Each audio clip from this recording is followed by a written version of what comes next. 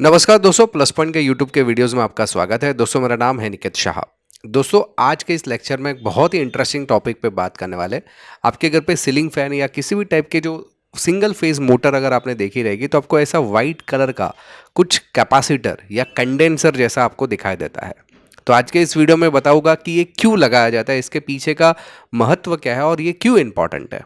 तो चलिए इस वीडियो को पूरा एंड तक ज़रूर देखेगा। याद रखिएगा अगर आप नए हैं हमारी चैनल के ऊपर तो सब्सक्राइब का बटन दबा के बेल का आइकन दबा दीजिए। तो चलिए वीडियो की शुरुआत कर लेते हैं। सबसे पहले एक छोटे से अंदाज में आपको बता दूं कि कैपेसिटर का काम क्या है। तो एग्जांपल देता हूं, आपके ट्रेन में तो आपने सफ़र किया रहेगा, लोकल ट्रेन या मेल ट्रेन, करेक्ट। उसके अंदर आपको पंखे नज़र आते रहेंगे, करेक्ट।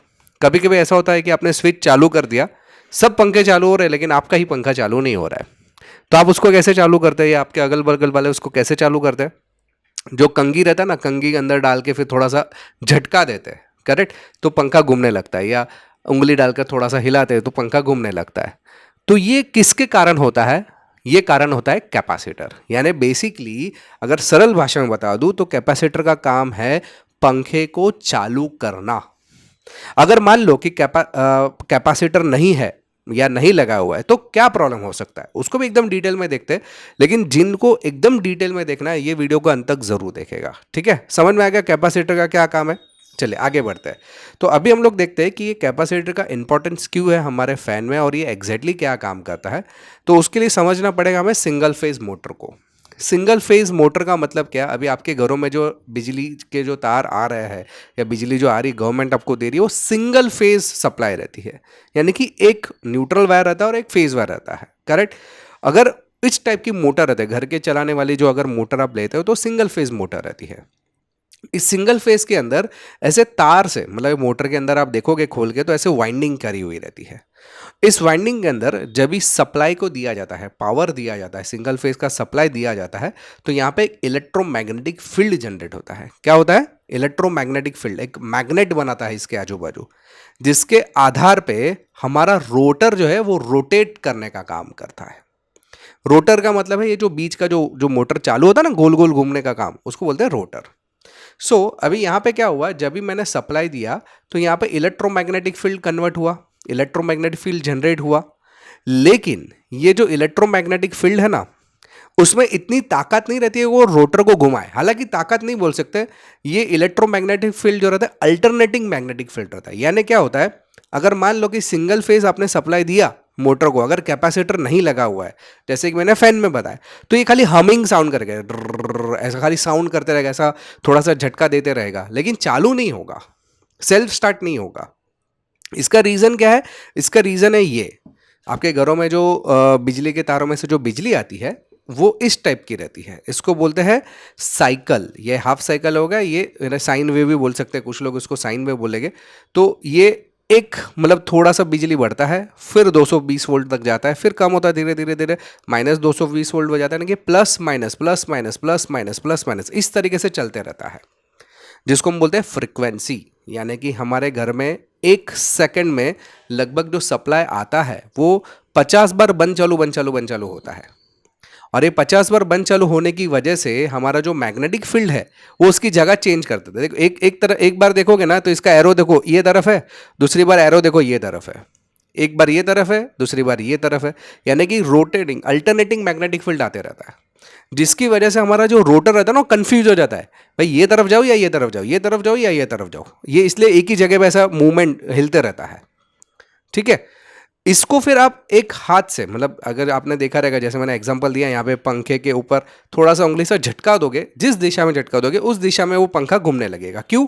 क्योंकि यहाँ पे जो मैग्नेटिक फील्ड बना हुआ है उसको रोटर को धक्का लगाने की वजह से क्या होता है कि रोटर खाली मूवमेंट हो रहा है, लेकिन जैसे ही आप एक धक्का दोगे उसको तो वो रोटर को मैग्नेटिक फील्ड को पकड़ लेगा और उस दिशा में घूमते रहेगा। समझ में आ रही है? इसको हम लोग क्या बोलते हैं? Alternating magnetic field. Single phase में क्या आता है हमें? Alternative magnetic field.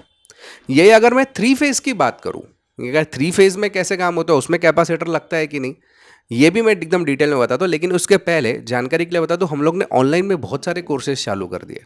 Motor rewinding है, इलेक्ट्रॉनिक्स है, इलेक्ट्रिकल है, सोलर पावर है, फिर कंप्यूटर के बेसिक कोर्सेज है, टैली है, एडवांस एक्सेल है, फिर आपको इंजीनियरिंग लेवल के कोर्सेज चाहिए ऑटोमेशन के रिलेटेड तो पीएलसी है, एस्काडा चालू कर रहे हैं, आरएलसी है, एयर कंडीशन रिपेयरिंग है, mobile repairing, laptop repairing, computer hardware, AutoCAD, programming, robotics, वैसे कई सारे अनगिनत टाइप के कोर्सेज है। ये सब कोर्सेज करना है तो मोबाइल में एक ऐप डाउनलोड करना है। ऐप का नाम है प्लस पॉइंट ट्रेनिंग। ये आपको गूगल प्ले स्टोर पे मिल जाएगा। अधिक जानकारी के लिए मेरा व्हाट्सअप नंबर है, उस पर मुझे केवल हाई का मैसेज डाल दीजिए, जब मैं सारी जानकारी आपको व्हाट्सअप के माध्यम से भिजवा दूंगा। चलिए अभी मैं आपको बात करता हूँ 3 फेज के बारे में, बराबर है। तो 3 फेज में क्या होता है, जो सप्लाई आता है ना वो 3 फेज लाइन में से आता है। एक फेज लाइन में अल्टरनेटिव बोलते हैं, लेकिन जब भी 3 लाइन में से सप्लाई आता है तो सप्लाई की ये जो आपको दिखाई दे रहा है, एक जब भी मैक्सिमम रहेगा, एक लो रहेगा, और इस तरह से तीनों एक साथ में मैग्नेटिक फील्ड जनरेट करता है, लेकिन अल्टरनेटिवली ये थोड़ा करेगा, उसके बाद ये थोड़ा करेगा, उसके बाद थोड़ा ये कम होगा, ये कम होगा, ये कम होगा, ये ज़्यादा ज़्यादा ज़्यादा ज़्यादा कम कम कम। ये देखो, ये जब भी ज़्यादा है तो ये कम है और ये बीच में है। फिर ये जब भी ज़्यादा हुआ, ये कम हुआ, ये बीच में है। ये जब भी कम हुआ, ये बीच में आया, ये ज़्यादा हो गया। अल्टरनेटिंगली हो रहा है, लेकिन इसको हम लोग बोलते हैं रोटेटिंग मैग्नेटिक फील्ड, जिसकी वजह से जो रोटर रहता ना, अंदर का जो घूमने वाला हिस्सा रहता ना, उसको हमें धक्का देने की जरूरत नहीं, वो ऑटोमेटिकली ये फील्ड को पकड़ के घूमने लगता है, क्योंकि ये रोटेटिंग है ना, ये हर बार अपनी दिशा इस तरीके से आगे बढ़ा रहा है। तो रोटर जो है ना इस दिशा में आगे घूमते रहेगा, हमें उसको धक्का देने की जरूरत नहीं है, कैपेसिटर लगाने की जरूरत नहीं पड़ती है, क्योंकि मैंने बताया कैपेसिटर का काम है सेल्फ स्टार्ट करना। अगर कैपेसिटर नहीं भी लगाया तो हर बार आपको क्या करना पड़ेगा, पंखे को हाथ से ऐसा धक्का देना पड़ेगा, तभी पंखा चलेगा, बराबर है। लेकिन अगर 3 फेज रहेगा तो आपको धक्का देने की जरूरत नहीं कैपेसिटर लगाने की, क्योंकि रोटेटिंग मैग्नेटिक फील्ड होता है। क्लियर है इतना। अभी बात करते हैं पंखे के ऊपर। तो अभी पंखे की जगह पे पहले एक सिंगल फेज मोटर को और थोड़ा डिटेल में दिखा देता हूँ। सिंगल फेज मोटर में जैसे मैंने बताया कि कैपेसिटर लगाना पड़ता है, तो एग्जैक्टली अंदर होता क्या है, जो अंदर जो वाइंडिंग होती है ना, मैंने आपको बताया स्टार्टिंग में कि वाइंडिंग होती है अंदर, वो कॉपर की वाइंडिंग रहती है, बराबर है। तो इसमें 2 वाइंडिंग की जाती है, एक रनिंग वाइंडिंग और एक स्टार्टिंग वाइंडिंग। और जो कैपेसिटर लगाया जाता है उसका एक हिस्सा स्टार्टिंग वाइंडिंग के साथ में और एक हिस्सा रनिंग वाइंडिंग के साथ में लगाया जाता है, जिसकी बदौलत जब ये सिंगल फेज सप्लाई आप भेजोगे ना, ये सिंगल फेज सप्लाई इधर भी जाएगा और इधर भी जाएगा। और एक कैपेसिटर की वजह से इसके अंदर थोड़ा सा चेंज होता है। क्या चेंज होगा आगे मैं बताऊंगा, जिसकी बदौलत इसको धक्का लगता है, ये रोटर को धक्का लगता है और ये अपने आप काम चालू कर देता है घूमने का। यानी कि बेसिकली ये जो कैपेसिटर लगाया जाता है, यहाँ पे आप देख सकते हैं कैपेसिटर है, यहाँ पे ये आप देख सकते हैं रनिंग वाइंडिंग है, ये मेन वाइंडिंग और रनिंग वाइंडिंग, उसके साथ में इसको लगाया जाता है इस तरीके से। तो ताकि आप सप्लाई जब भी दो तो सप्लाई एक हिस्सा यहाँ पे जाएगा, एक हिस्सा यहाँ पे जाएगा, इस तरह से कैपेसिटर को लगाया जाता है। क्यों? सेल्फ स्टार्ट करने के लिए, मोटर को अपने आप चालू करने के लिए, समझा। अभी बात करते हैं जो हमारा एक फैन रहता है उसके अंदर कैपेसिटर क्यों लगाया जाता है।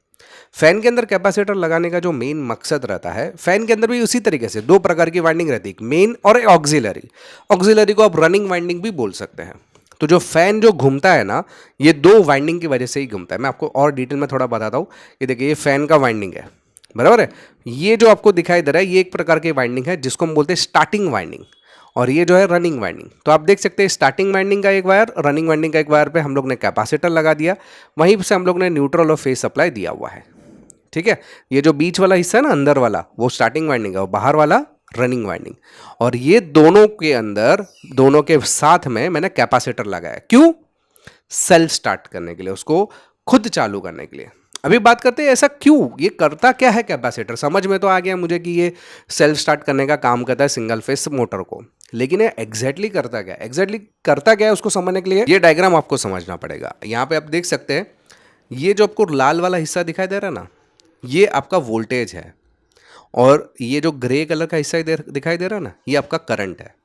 तो यहाँ पे होता क्या है, जब भी यहाँ से सप्लाई जो आता है, अभी देखो यहाँ पे मैंने आपको बताया कि 2 वाइंडिंग रहता है, बराबर है। जब भी मेंस में जो सप्लाई आ रहा है, यहाँ पे एक मैग्नेटिक फील्ड बन रहा है जहाँ पे वोल्टेज और करंट जा रहा है। तो यहाँ पे जब भी इंडक्टेंस, मैंने आपको बताया था इंडक्टेंस एक चीज़ रहती है जिसके अंदर जब भी सप्लाई को आप देते हो तो सप्लाई कैसा रहता है, वोल्टेज करंट आगे भागता है, वोल्टेज पीछे रह जाता है इंडक्टिव लोड के अंदर। और कैपेसिटिव लोड में क्या होता है कि कैपेसिटर लोड में वोल्टेज आगे भागता है और करंट पीछे रह जाता है।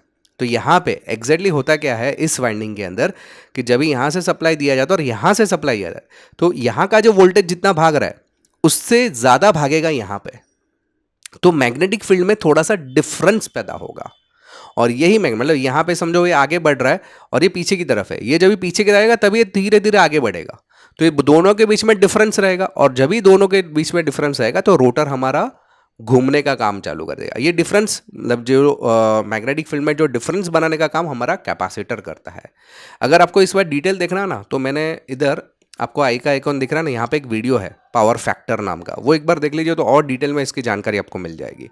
तो एग्जैक्टली कैपेसिटर करेगा क्या, वोल्टेज को आगे बढ़ाता है और करंट को पीछे धकेलता है। वोल्टेज में जब भी डिफरेंस पैदा होता है तो हमारा जो रोटर को एक झटका लगता है और जिसके जरिए वो चालू कर देता है। तो यही काम होता है हमारे कैपेसिटर का। समझ में आया फैन के अंदर कैपेसिटर क्यों लगाया जाता है, काफ़ी इंपॉर्टेंट है और काफ़ी ज़रूरी पार्ट है। तो आई होप कि दोस्तों ये वीडियो आपको समझ में आया रहेगा। याद रखिएगा वीडियो अगर पसंद आया तो अपने दोस्तों के साथ में शेयर करना बिल्कुल मत भूलिए। अगर आप नए हैं चैनल के ऊपर तो सब्सक्राइब का बटन दबा के बेल का आइकॉन दबाइए। और अगर आपको ऑनलाइन कोर्सेज करने हैं हमारे, तो हमारा ऐप है प्लस पॉइंट ट्रेनिंग नाम का, ये आपको गूगल प्ले स्टोर पर मिल जाएगा। अधिक जानकारी के लिए व्हाट्सअप नंबर पर मुझे केवल हाई का मैसेज डाल दीजिए, तो मैं सारी जानकारी आपको व्हाट्सअप के माध्यम से पहुँचा दूंगा।